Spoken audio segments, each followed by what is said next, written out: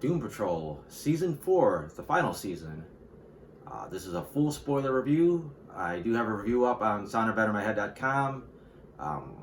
Might be a couple spoilers in there, but I try to limit them. I ended up giving this season a 2.5 out of 5. Just really kind of felt disjointed for a lot of reasons. I think the first episode kind of set up the threat. You know, you go to the future, you see there was an apocalypse caused by the werebutts, and then there's also a tease of Immortus. Those two storylines never really came together. It's like felt like they just kind of forced them together at the end. It's like neither one seemed to have to do anything with each other. I think the show was also hurt by a massive hiatus. I think the show went on break in like January, and it didn't come back till October. So this felt like it just lost any momentum by that gap. It's just the way I had to watch it. You know, maybe if you stream it now, you can watch all the episodes in a row and it won't feel so bad. But I think it really killed the show to me, momentum wise. Like I said, just the overall plot, it just never really. They never even explained how they avoided the apocalypse, like what they did differently, like what changed. It just kind of like happened, and it's just relatively anticlimactic ending as far as the whole Immortus thing and the werebutts. I mean, that's kind of the show's humor, is like just wrapping shit up like this. But I don't know, it just didn't really impress me one way or another.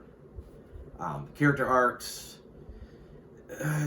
I mean, it makes the characters feel a little more real, but there's always a lot of backslipping. Like the characters start to make, improvements by the end of one season, and they always have to fall back the next season. But after 4 seasons, a lot of it just feels repetitive, especially Cliff. Cliff just never seems to learn. Like he does, then it's like, okay, he just goes back to how he was. And again, the Parkinson thing was just kind of there. Didn't really have any kind of major impact on the character, in my opinion. It was just a gimmick for him. I mean, it pays off in the end, but just kind of a gimmick for him for this season. Same thing with thought there'd be more with his hand having feeling now. They did have a couple big moments that, where he used it, but for the most part, it's just there for the gag to have the oven mitt on it. The Larry stuff was okay. Like a lot of him fighting with Keeg about the future. I thought the romance with Mr. 104 just came in quick. Like they kind of set it up. You didn't know if you could even trust Mr. 104. So I think that was kind of a turn off of the where that plot was going to me. Once it looked like it was real, it was nice to see him, but it's like it was kind of a doomed romance, so it was hard to really get into it. Jane stuff again. Like every time it seemed like it was going a specific way, just like I don't know, just kind of kept getting lost. I did like the conclusion. I did like how all her alters basically kind of came together. It's weird that the way they did it. It's like I thought it was kind of common that she was knowledge to everyone, including herself, that she was raped as a child. So it was weird that like her saying it out loud is what like allowed her to transform. Just didn't feel like it was like a secret. They kept, we didn't know. Like it was like a big reveal. I was like, no, okay, we all kind of know it. And maybe just for her to admit it, I don't know. But I did like how they all came together. I like how it came back to her being called Kay, essentially. Although I don't think anyone called her Kay the rest of the episode. They just still called her Jane.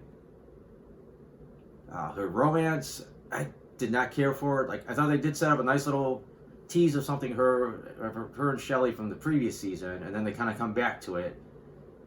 So it kind of looks like, okay, maybe that's who she comes back to. And then just kind of felt like out of nowhere, Casey and her just suddenly get this, I don't even want to call it a spark, but it just kind of felt like out of nowhere, Casey seemed a little interested in her. They really hammered it home with the musical episode, and then they had the payoff. It just felt like she was just thrown in there and like, okay, this is her love interest now. And I don't know, it just felt like it wasn't earned. Like I thought the Shelley one would have actually been better, at least the way it was set up. I think Rita and Mana Rouge, their stories are pretty intertwined this time. It's basically more about them repairing their fractured friendship. There were moments where I thought it was, there was some really sweet moments where they finally kind of reconciled, and then we go back to Rita kind of giving her shit, which, like I said, she kind of deserved getting some shit, but it's like, man, they just kept, every time they kind of got to a better place, they would have to knock it back, and it really ultimately was never that well resolved in the end. Yeah, they were at an okay place, but just didn't get a finale, good finale to that. Cyborg story, it was a weird one. There's a lot of this weird kind of hatred between him and his friends. There's childhood friends, and then him getting away from the cyborg stuff. I understand he wants to look normal. He had a nice speech late in the season about why, he didn't want to be cyborg again. It's kind of weird that, not only did he give up the look, but, all the tech that allowed him to be a hero. Again, he kind of explained a little bit later on. But then when he went back to being cyborg, I thought he'd have some kind of cool upgrade, or maybe he could, at least his face look normal or something, just, like a compromise, something new. But it kind of just went back to the old armor again. Like, it was just the same thing with a couple, added doodads to it and a little bit new tech. So I didn't think that was as satisfying as it could have been. Like I said, earlier the big villain was supposed to be Immortus. There's an interesting twist. I don't know anything about the character from the comics. I know it's a guy. It's weird that they actually made it the girl from the previous season that got knocked into the time stream. So that was a weird twist. They really played it in an unexpected way, because it's like she kind of seemed to be aware that she had become Immortus, but she subconscious kind of did. And like I said, I don't know why Madame Rouge was the only character that could detect what, when she kind of rewound time. It was just it was a weird thing. She'd be threatening, and then she wasn't threatening. So it was so all over the place, and such a wild card. I didn't know what to expect. I didn't know how she would supposedly cause this apocalypse. What it would have to do with the whereabouts.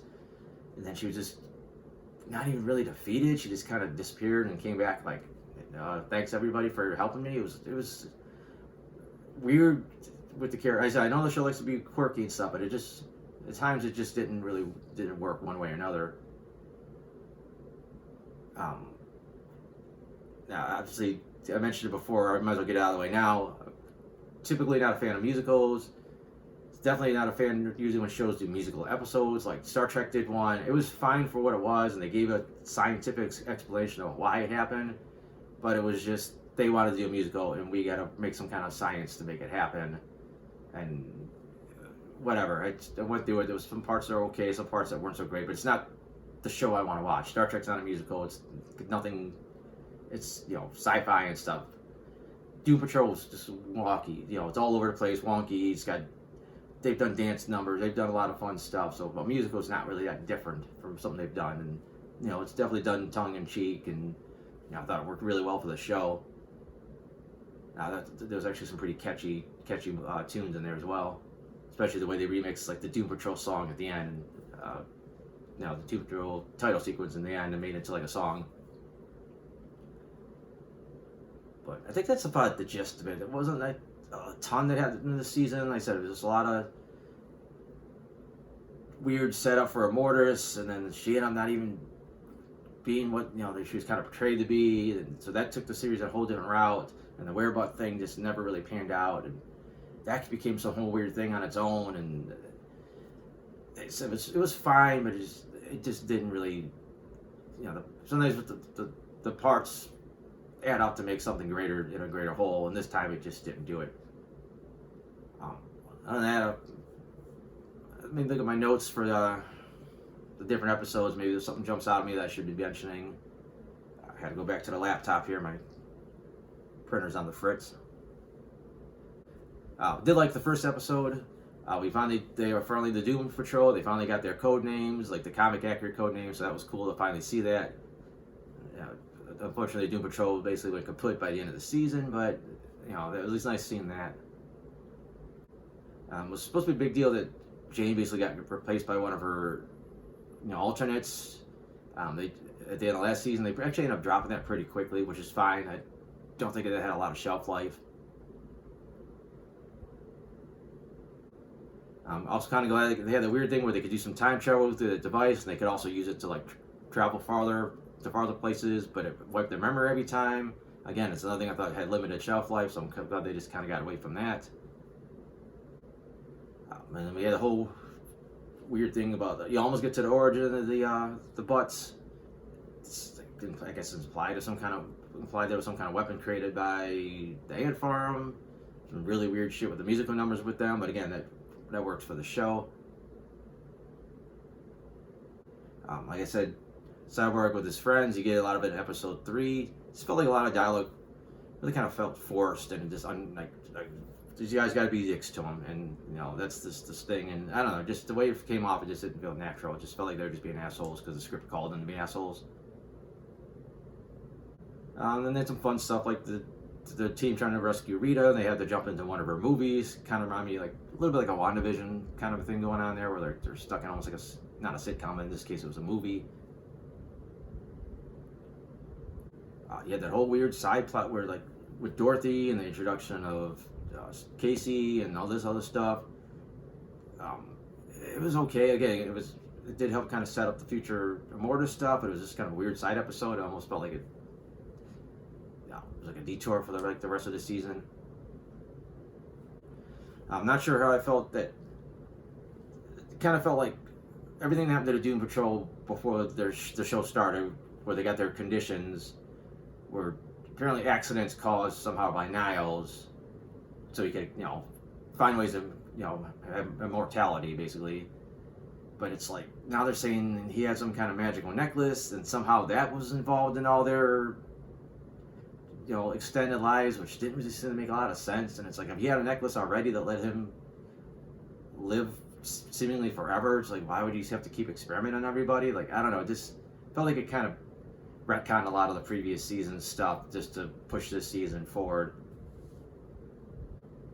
And then I did like the episode where they began getting regression age. Was it seeing them kind of a little bit younger, a little bit like looser. The actress that plays Kay in Jane's mind actually got to play the young Jane, so that was kind of cool to see that. Nice to have Willoughby back and see him, also get regressed with everybody else. And then you have the thing now where everybody, after they started losing their abilities, everyone starts aging. Kind of sucks because only Jane and Rita are the only ones that you get to actually see get older. So, with Cliff being a robot and Larry being bandaged, you don't really get to see it, so it doesn't sell it as well. Everyone's getting older and older as time goes on.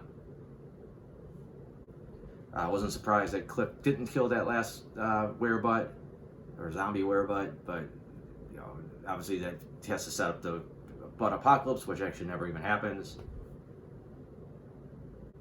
I kind of hinted at it before. I did like the moment where Cliff was saving his sense of touch for his grandson, but instead he uses it to touch Jane, to say like he wants to use it for someone that he cares about, which I thought was a nice little moment for those two.